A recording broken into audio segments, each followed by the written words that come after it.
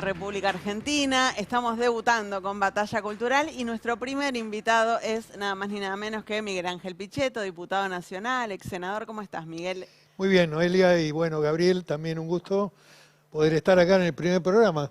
Gracias por Desearles venir. éxito y que sea largo el ciclo. Tenemos muchísimo para analizar, nos gusta hablar con vos, así que vamos a entrar de lleno. Bueno, ¿Cómo estás viendo este momento del gobierno de Milei?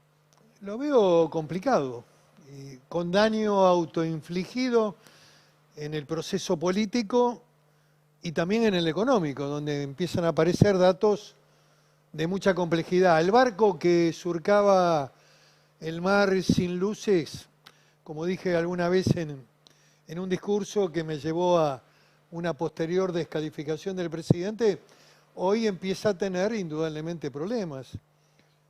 Me parece que el dato de las tasas de interés, la movilidad que está teniendo el dólar también, y la compra de dólares que ha habido en este proceso de casi 5.345 millones de dólares que se vendieron a particulares para ahorro, más la importación, más el tema también del turismo. Esto implica una salida de dólares que hacía mucho tiempo que no se iba semejante cantidad de dólares en este proceso. Y esto también indica que hay un dato en orden a la confianza del rumbo económico, ¿no? Ahora, hay muchos gobiernos que han tenido problemas económicos, gobiernos de distinta orientación, pero no sé si se llegaba a configurar un escenario como el que vivimos hoy, con un gobierno también políticamente muy inestable y complicado. ¿Qué ves en la unión de todos esos factores? Yo veo un proceso también de falta de gestión política, de ejecución del acto administrativo, no resistente a procesos en donde el gobierno tiene que reaccionar rápido, tratar de armar y comunicar inteligentemente. Y estamos viendo este evento de los audios, de lo que implica este personaje español, y indudablemente que le falta al gobierno la capacidad para abordar temas que son de alta complejidad y ver cómo sale. Lo primero que un gobierno debería hacer, por haber incluso pertenecido a gobiernos peronistas en el ejercicio del poder que han tenido este tipo de dificultades, indudablemente que lo primero que hay que hacer es lo que se denomina en términos políticos armar un contrafuego, empezar a generar algunos actos políticos que impliquen un desplazamiento de algún funcionario. En la época de Menem hubo un hecho realmente muy complejo, que eran las valijas de Amir Ayoma, y sin embargo el gobierno salió desplazando a Amir Ayoma. Digo esto para recordar un evento. Y Amir Ayoma era alguien muy del círculo cercano a Menem. Bueno, lo dije precisamente para ponerlo como un ejemplo de una cercanía incluso de tipo familiar.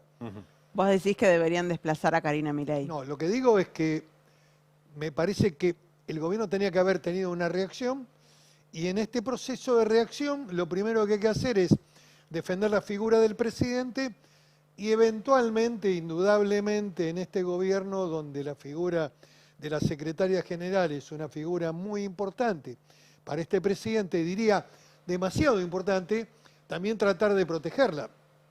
Por ejemplo, echando a Lule Menem. Bueno, indudablemente que ahí entran a hacer algunas evaluaciones que implicarían a lo mejor un paso al costado en términos, digamos, de este funcionario, y tratar de lógicamente, generar alguna señal que permita abrirle paso al proceso judicial, en donde los tiempos son distintos y en donde el gobierno tiene una reacción inmediata y aborda la temática de preservar y defender la gestión del presidente. Pero bueno, nada de eso ha ocurrido, y el tiempo y la no comunicación me parece que rompe con este principio y también lesiona más profundamente, porque incluso incurre en actos que yo los denomino actos equivocados y desesperados y de mal asesoramiento, como esta jugada de ir a buscar un juez para que dicte una medida cautelar que impida la comunicación de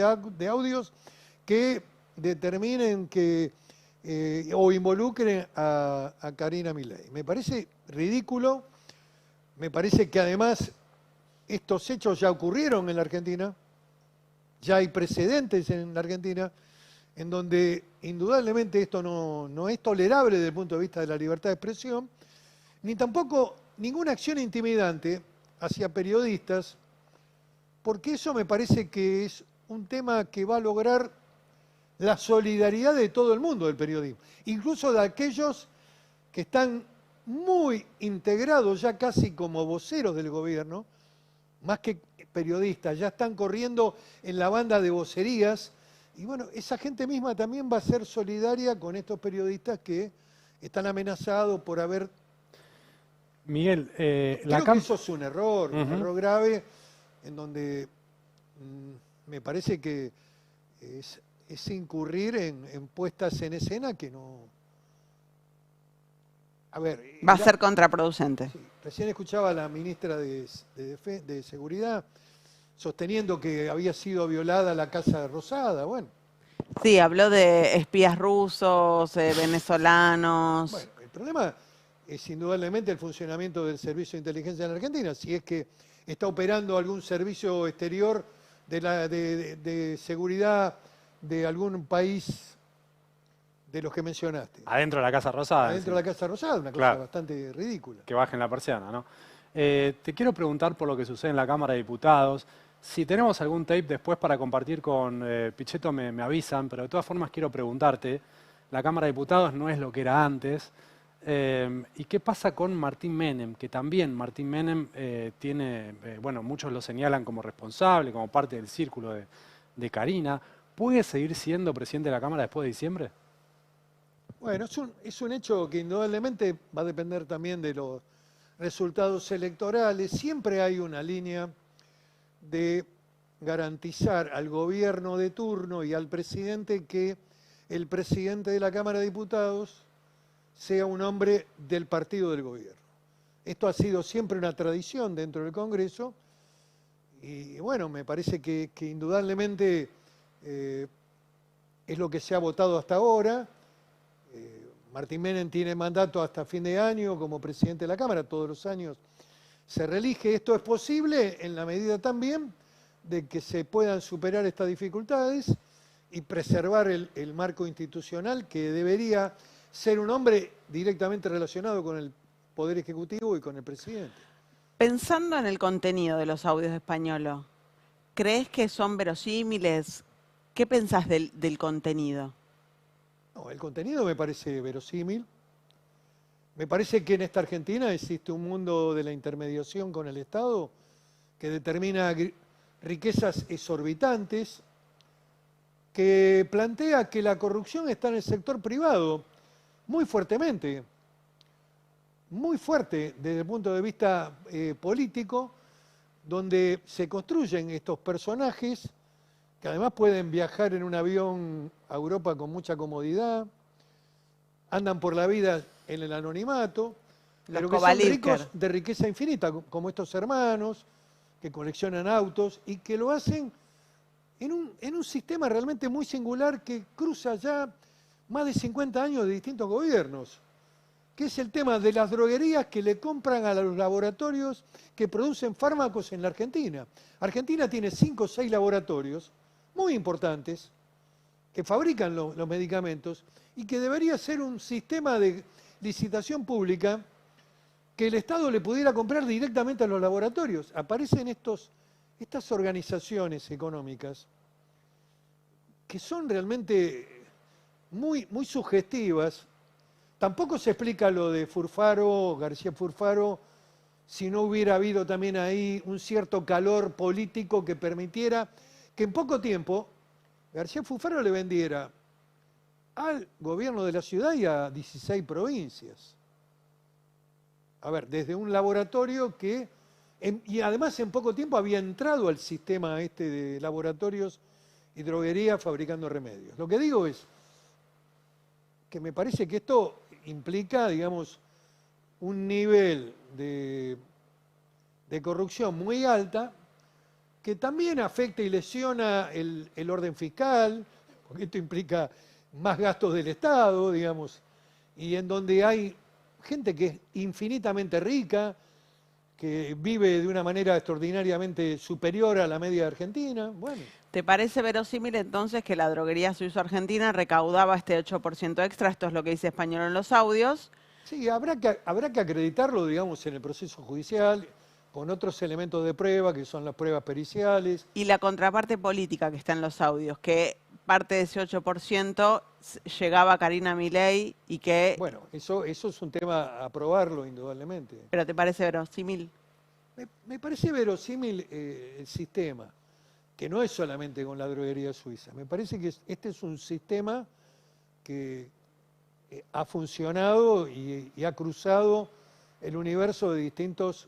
Porque el mundo de las droguerías es un mundo realmente muy intenso y donde el comprador siempre es el Estado nacional, el provincial o la propia ciudad de Buenos Aires. Entonces, creo que es un lugar donde hay que investigar precios, donde hay que analizar, digamos, todas las cosas que en ese audio se sostienen. Sería muy imprudente decir que todo es verdad, pero bueno, indudablemente que eso da lugar a que haya otros elementos de prueba que la justicia está llevando adelante, como medidas de allanamiento, secuestro de documentación, análisis contable. Bueno, eso indudablemente es una prueba bastante importante para que la causa pueda ponerse en marcha y tratar de consolidarse luego con otro tipo de pruebas. Salvando las distancias y cambiando el tiempo epocal, con el avance tecnológico te podría decir que la causa en el origen es muy parecida a la de Cuadernos. Nada más que estamos hablando acá de audios. Bueno, pero yo estaba pensando en Cuadernos, cuando vos marcaste la parte privada, porque en Cuadernos todos los empresarios quedaron de alguna manera a resguardo y quienes terminaron siendo procesados. No tanto, hay muchos que están procesados y van a ir a juicio oral. Y fueron los que estuvieron en prisión preventiva también. Hay que recordar, digamos, en esos hechos que declaraban la indagatoria como nadie y les mandaban a Marcos Paz. Pero a ver, en este esquema siempre hay una parte que representa al Estado y una parte privada. No es solamente el sector público. Algunos creen que la corrupción en Argentina es el Estado, el sector público. Y acá o el cuando peronismo. en otros gobiernos se cerró el Banade, muchos empresarios importantes de la Argentina nunca le pagaron al Estado. En 1980 hubo una estatización de la deuda privada que pasó a ser deuda pública de los argentinos. Deuda privada de empresarios argentinos. Miguel, vos decías, la continuidad de Martín Menem depende del resultado de las elecciones. Bueno, sí, la validación depende indudablemente que no ocurre a un cisne negro, depende de que el proceso político medianamente sea razonable para el gobierno. ¿Qué pasa Y si la el figura gobierno... de Martín Menem no ha sido mencionada tampoco en los audios, hay que decirlo. ¿Qué pasa si el gobierno pierde las elecciones? Porque la economía también está atada a que el gobierno gane las elecciones. Bueno, yo creo que el primer efecto es económico. Y creo que hay que mirar mucho la elección del domingo que viene. La de la provincia de Buenos La de Aires. la provincia de Buenos Aires, donde creo que hay datos... A ver, yo tengo percepciones que no son las de las encuestas. Los encuestadores, muchos de ellos, construyen los números sobre la base de un trabajo de mil encuestas. La realidad social del conurbano, la afectación y el impacto económico en lo que hace a lo que significa el salario de los que tienen trabajo o de los que trabajan de manera autónoma, sin formalidad alguna, ha sufrido mucho el valor del pasaje en colectivo, el tren, lo que significa poder tener alguna comida durante el día mientras trabajan. En fin, esa gente ha sufrido y está sufriendo mucho. Y esa gente va a expresarse en las urnas, que es la única herramienta que tiene cuando va a votar. ¿Ves una derrota del gobierno? Yo veo una derrota del domingo mucho más amplia que la que dicen los encuestadores. Y eso puede sentar un terreno complicado para octubre para el gobierno? Es una señal. Es una señal que indudablemente el gobierno en el principal distrito del país, si pierde el domingo, yo me preocuparía mucho. Y si pierde en octubre, ¿ves un escenario de inestabilidad política grave? No sé si grave sería la palabra, veo un nivel de inestabilidad en el plano económico. Ya hoy este escenario de lo económico se está moviendo. Incluso algunos asesores que fueron asesores de Martínez de Hoz, como el doctor Arriazú, también manifiestan su preocupación. Hoy ha salido también Domingo Cavallo. Hay mucha gente que empieza a expresarse y a mostrar preocupación respecto a algunas de las medidas. El propio ministro Caputo deja correr trascendidos de que estas medidas, en orden a la tasa, no son las que él hubiera tomado. Claro, que son de Milei y no son de él, sí. ¿Serán veraces esos trascendidos? Bueno, los sectores económicos se mueven en un círculo muy chico, especialmente en el sector financiero, y le dan crédito a estas palabras. Bueno, esto está en debate. Indudablemente que un proceso electoral adverso al gobierno, en una elección de medio tiempo, prende señales amarillas y algunas rojas.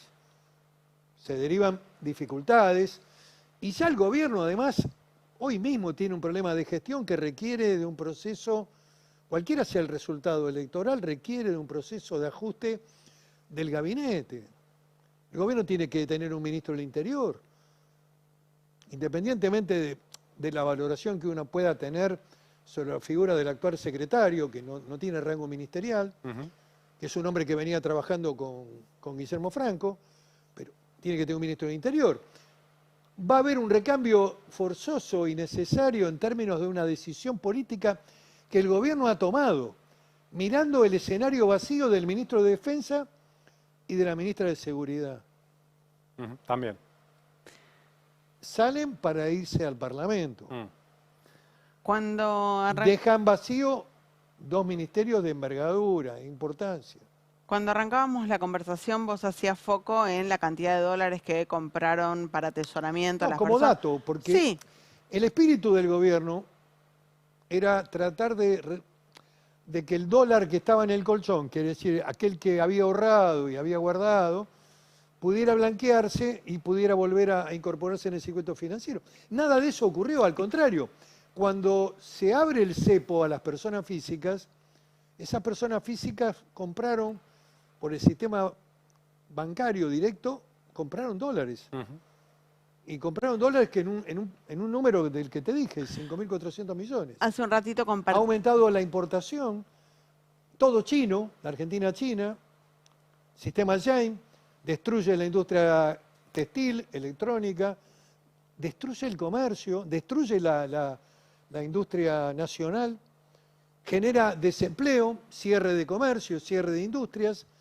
Vos venís cruzándote en Twitter mucho con los libertarios por este tema. Bueno, sí, porque me preocupa el mundo del trabajo y porque el día que la gente no tenga más trabajo, yo me pregunto, tampoco van a poder comprar por el sistema Yen. Pero A no China solo, en forma directa. no solo con los libertarios. Vos ahí pedís una reacción de los empresarios, de los sindicatos. Están todos en silencio. Lo he conversado con sindicalistas, con los cuales tengo una relación de respeto. Ninguno habla acá. Y los empresarios de la Unión Industrial también están callados o hablan con medias palabras. ¿Y por qué no hablan? Bueno, me parece que están en un proceso de algún temor con el gobierno. No los entiendo. Fíjate que las dos grandes multinacionales que tiene la Argentina, tanto del acero como del aluminio, ya empezaron los despidos y suspensiones en el mundo siderúrgico. Y el gobierno, que es tan amigo de Trump, todavía no ha conseguido lo que consiguió Bukele o lo que consiguió Noboa, que tuvo una bilateral con Trump en la Casa Blanca donde los recibieron a ambos. El presidente argentino todavía no consiguió, ni siquiera con la gestión de este canciller, que además era un hombre de características muy particulares, el canciller argentino. Estoy refiriéndome a Gerardo Huerta.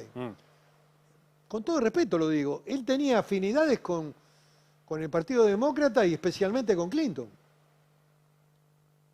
Digamos, ha habido numerosos viajes de Bill Clinton a la Argentina en reuniones organizadas por el canciller y su familia.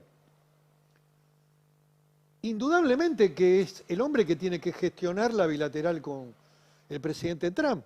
Bueno, ahora Hay Milei hasta va de rumores de nuevo. que le querían pedir plata al Tesoro de Estados Unidos. Sí. Sí, viste Bueno. que Milei va a Estados Unidos esta semana. Sí, va a Las Vegas. Se va a ver a la ex.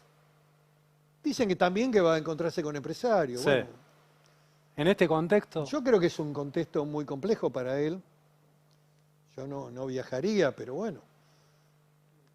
Hay lógicas que uno no entiende, no alcanza a comprender por qué se hace. el amor tira, viste también.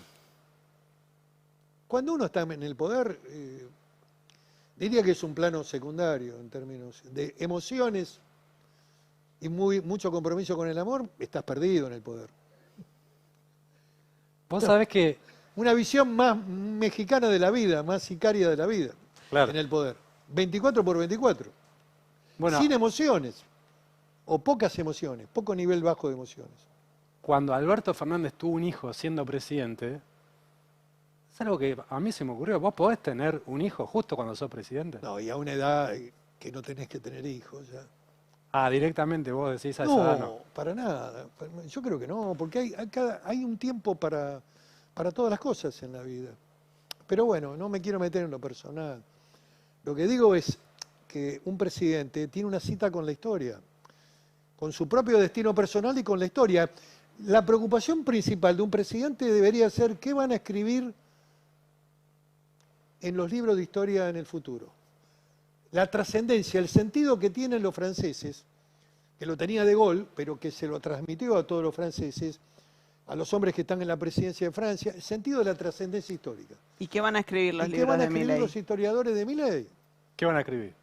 Bueno, por ahora indudablemente me parece que es una historia todavía no escrita totalmente, pero no es un saldo positivo.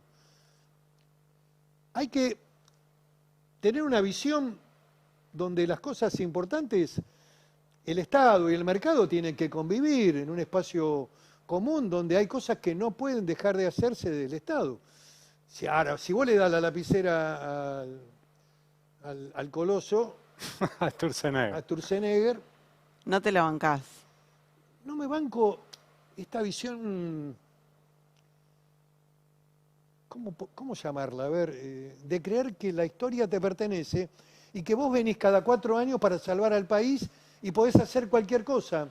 Destruir el Estado argentino, destruir cosas que históricamente han funcionado como el INTA, como el SENASA, liberar todo, destruir todo. Me parece que es una visión absurda, disparatada, que lo que vos destruís después te cuesta mucho o casi es imposible volver a reconstruirlo, porque además, si vos tocas el SENASA, abrís la barrera, tenés problemas después con las tosas, tenés problemas con la venta del producto, entra a jugar la desconfianza. Si vos cerrás el INTA, estás cerrando un verdadero apoyo a todo el soporte agropecuario y a todo el núcleo productivo argentino exportador más vital de la Argentina, junto con el petróleo, el gas y la minería.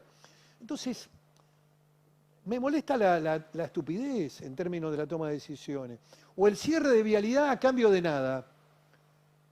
Si cerramos vialidad, cuando la Argentina es un país largo, muy largo, del norte de la Quiaja hasta la Antártida, hasta el sur, que tiene rutas que tenés que mantener y que si no pones hoy un peso, después vas a tener que poner 100.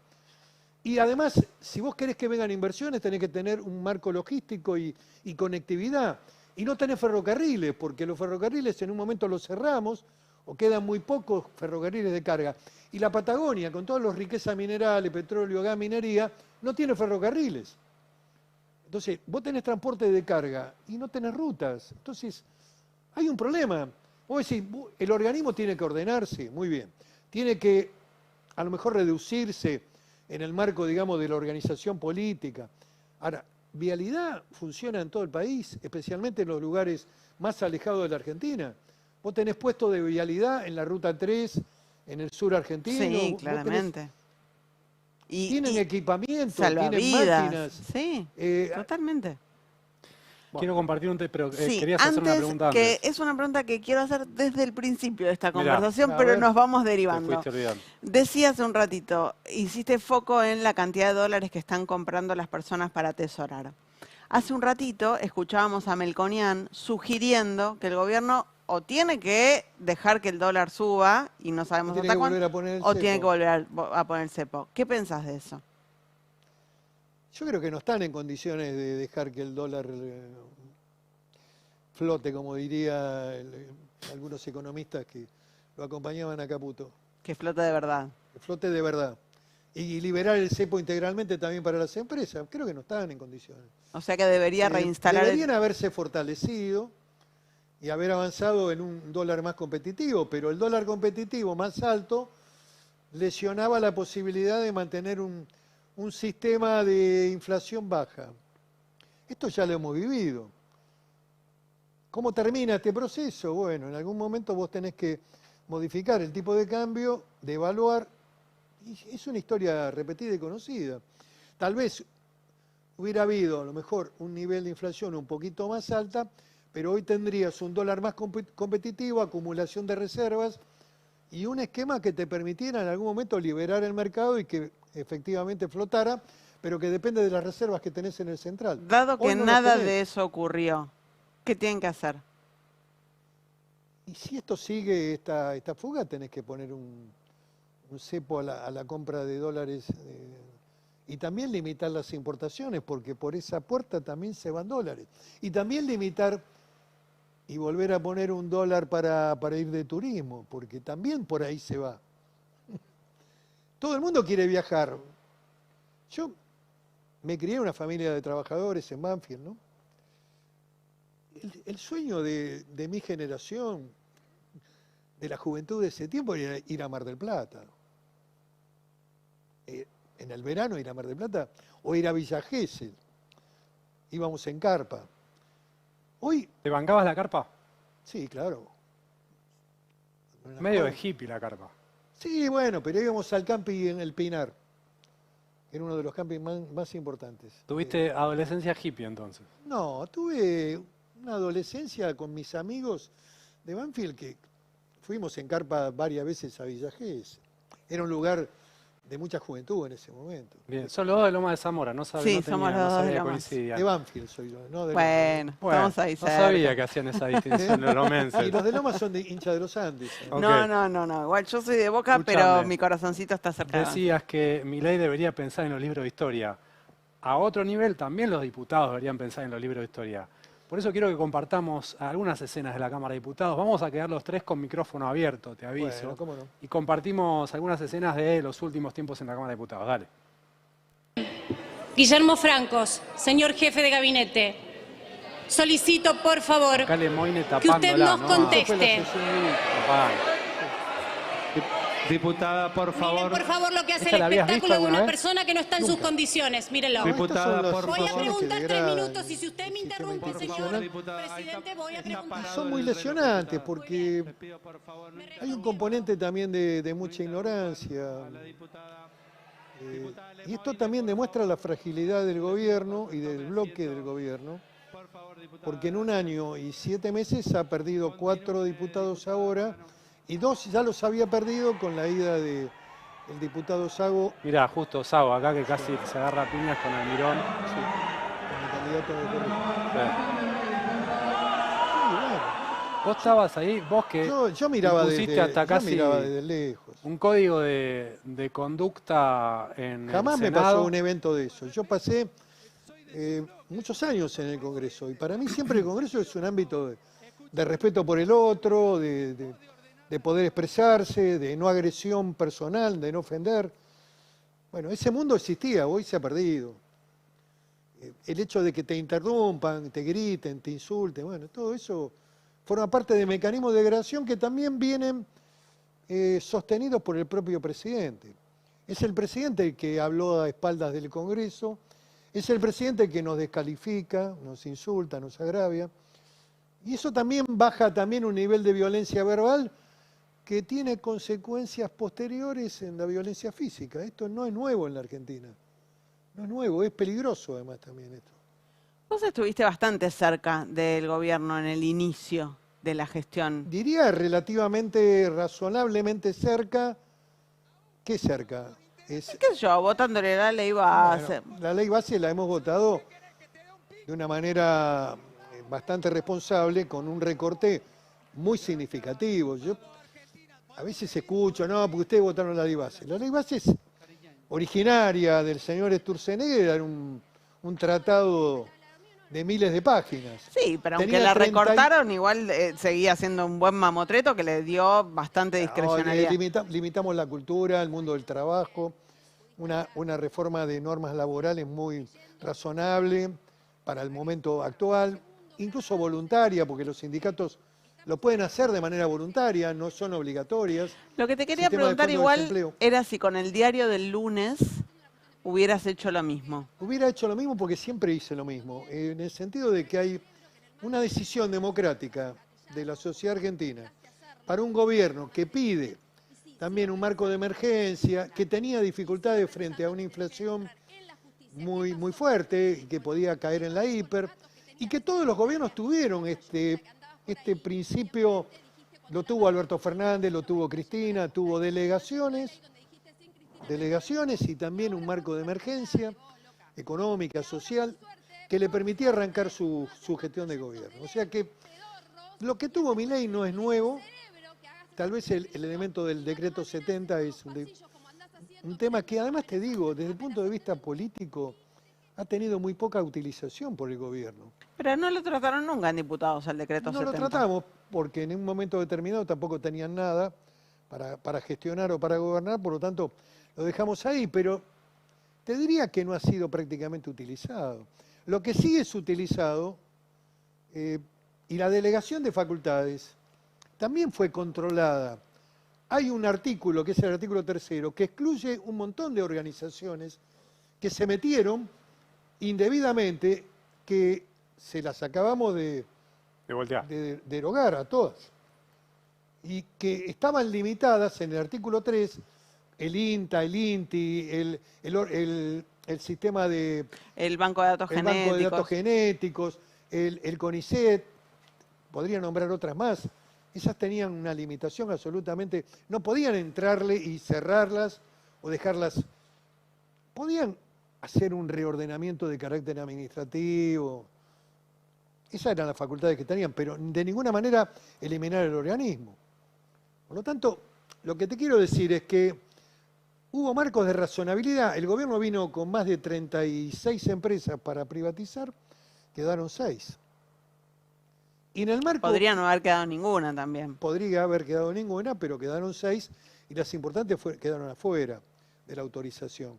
Y para privatizar una empresa tiene que haber situaciones económicas que permitan que el inversor venga y confíe en la Argentina ahora y en el futuro. Y yo no veo este escenario. Y te digo más, hay otro dato mucho más complicado. En Vaca Muerta se está retirando Shell y se fue Petronas. Y se han quedado las empresas argentinas. Está Roca con Tecpetrol, está YPF, está Galucio y está Bulgheroni. Son los empresarios argentinos los que han comprado las empresas extranjeras que se retiran de la Argentina. Este es un dato muy complejo esto, también desde el punto de vista de qué piensan. Se va Carrefour. Y hay una declaración de Carrefour de que Argentina no es un país para invertir, para tener. Se van a Brasil o a México, no se quedan en la Argentina. En el 2019, en la previa de lo que fue esa elección presidencial, vos junto con otros dirigentes como Juan Manuel Urtubey, creo que estaba Roberto Labaña, Estábamos todos. estaba Sergio Massa, Sí, estaba Schiaretti. Schiaretti, claro. intentaron reconstruir como un centro político. Y una La- renovación del peronismo también, con ideas nuevas, con una visión más capitalista, productiva. Bien, la dinámica de polarización después hizo que ese centro se diluyera. Vos te fuiste en Pero la candidatura con Macri. el dato fue Schiaretti, el dato fue Córdoba. Mm. Nosotros teníamos una visión de que si Juan hubiera sido candidato en ese momento, el centro tenía un candidato potente y la vicepresidenta, luego vicepresidenta, expresidenta, Cristina Fernández, estaba mirando la noche de Córdoba cuando Schiaretti gana de nuevamente la gobernación. Si Schiaretti esa noche anunciaba la candidatura presidencial, el mundo podía haber cambiado, pero bueno, la historia a veces se escribe en algunos momentos. Hay momentos, como diría Stefan Zweig, momentos estelares de la historia. ¿Y qué le pasó a Schiaretti? ¿No se animó? No sé, hay digamos, un proceso donde él sostuvo que había que cumplir con la palabra con los cordobeses, pero él venía de ser 2 veces gobernador de Córdoba. Creo que la audacia, que también es un componente de la política, o también de la historia, de cambiar la historia, bueno, creo que hoy está muy equilibrado, muy razonable, y me parece que es una figura realmente muy importante para la etapa y para producir también un cambio y una renovación de las ideas del peronismo. Yo lo que te quería preguntar es si no puede pasar lo mismo de acá al 27, que la polarización haga que ese centro desaparezca, o si ves ahora... No, yo lo veo más maduro, no lo veo ahora consolidándose en materia electoral. Vamos a tener triunfos en algunos lugares. En Córdoba va a ganar seguramente Juan Schiaretti la elección. Provincias Unidas, esto que se arma. Provincias Unidas. Vamos a aparecer en la provincia de Buenos Aires. Vamos con Florencio Randazzo, con Margarita Stolbizer, con Emilio Monzó. Hemos hecho un esfuerzo para que Provincias Unidas esté participando y me parece que hay una oportunidad para el espacio del centro, para que la gente pueda optar.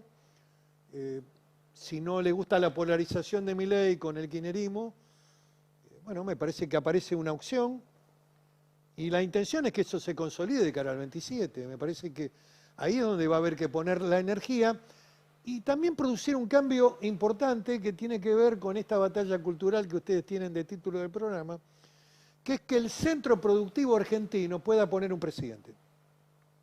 El centro de la producción, Córdoba, Santa Fe, Entre Ríos, San Juan, Mendoza y la Patagonia, que son los que verdaderamente sostienen y producen y exportan, pueda poner un presidente y que el presidente no termine siendo nuevamente un porteño. Me parece que esto también forma parte de un debate muy interesante que hay que abrir para tener una visión mucho más amplia de la Argentina productiva. ¿Y un bonaerense? Puede ser, pero yo creo que uno de los problemas más grandes que tiene la Argentina es precisamente la provincia de Buenos Aires, en donde el candidato bonaerense está atrapado también en la lógica de Buenos Aires. Esta es una lógica histórica que no terminó con Pavón, que no fue una batalla, fue una retirada de Urquiza. Pero no terminó, sigue estando esa lógica del puerto y de la provincia de Buenos Aires y de la capital, integrada en un solo lugar, en donde hay 20 millones de habitantes viviendo, y donde cada día crece más, y donde la estructura de pobreza se ha consolidado a niveles extraordinarios. Bueno, no hay que descartar a nadie y hay que trabajar con un sentido de crear una gran fuerza nacional para cambiar esta realidad, para que la Argentina no termine en un esquema destructivo, en donde todas las potencias que la Argentina puede tener se valoricen, en donde haya un Estado importante, no grande, pero importante en términos de la decisión de cosas que no va a hacer el sector privado y que nunca las hizo. Viste que Kicillof en los últimos años se ha mostrado con un discurso más reivindicatorio del peronismo. ¿Le crees ese giro? A ver, el dato de Kicillof es un dato interesante en términos de su transparencia y de su honestidad. Digamos, es un valor importante para rescatarlo. Me parece que requiere también de una profundización del discurso. Si el discurso es el del Estado presente, con planes, con planero, con género de vuelta, tiene toda la estructura de Fernández metida en La Plata. Bueno, tiene que hacer un trabajo para reconstruir una visión de un peronismo que le tiene que brindar una respuesta a la sociedad argentina en el plano, digamos, de la generación de empleo, en el plano de la recuperación del salario, en el plano de la recuperación industrial y de la salvación de la industria, y una visión, digamos, productivista. Y creo que ese mundo es el que puede cambiar el resultado electoral. Si vos repetís las mismas consignas del gobierno anterior de Alberto Fernández, con los mismos personajes estás perdido. Ahora, Kicillof tiene una oportunidad, primero por una cuestión de edad, de generación, de experiencia. ¿El desafío a Cristina te pareció, este desafío que está haciendo a la conducción de Creo Cristina, que te pareció valorable? para mí lo califico como inoportuno. Creo que se apuró en eso. Creo que no hacía falta ahora. Y mucho menos cuando la expresidenta está en una situación complicada en el plano personal, privada de la libertad. A veces no hay ¿Vos que hubieses exagerar esperado tanto. Sí. A ganar, en todo caso. ¿Eh? Al 27. Por supuesto. Pero bueno, capaz que le sale bien lo del domingo, es una primera acción política. Personalmente creo que le va a salir bien. Yo creo que el domingo va a tener un resultado importante.